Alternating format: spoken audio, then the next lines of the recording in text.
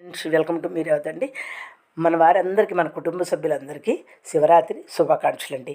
అయితే మనం ముందుగాను శివుడికి ఎంతో ప్రీతికరమైన పాయసం చేసి మనము ఇది మన ఛానల్లో చూపించామండి. అందరూ చూసే ఉంటారు.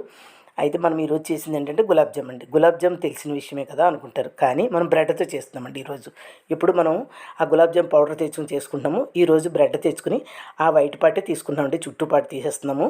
ఆ వైట్ పార్ట్లో కొద్దిగా కాగిన పాలు వేసి చపాతీ ముద్ద మాదిరిగా చేసి మనకి ఏ సైజులో కావాలంటే ఆ సైజులోని ఇలాగ ఉండలు చేసుకుంటామండి. ఉండలన్నీ చేసి రెడీ పెట్టుకున్నాక అవేంటంటే కొద్దిగా ఒక్క 5 మినిట్స్ అలా ఉంచితే ఆ ఉండలు సరిపోతుందండి. నెక్స్ట్ మనం కళాయి పెట్టుకుంటామండి, స్టవ్ మీద పెట్టుకుని డీప్ ఫ్రైకి కొద్దిగా ఆయిల్ వేసుకుంటాము. అది ఆయిల్ హీట్ ఎక్కే వరకు కూడా హైలో పెట్టాలి. మనం బాల్స్ వేసే టైంకి సిమ్లో పెట్టుకుంటే సరిపోతుందండి.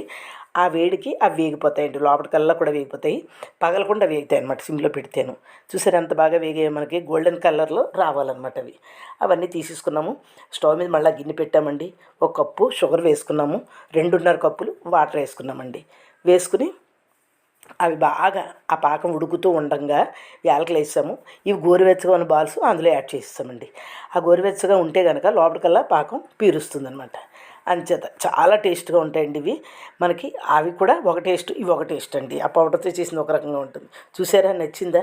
మీరు కూడా ఒకసారి ట్రై చేసి చూడండి, చాలా ఈజీ కదా. చూసిన వారిని సబ్స్క్రైబ్ చేయండి. నమస్తే.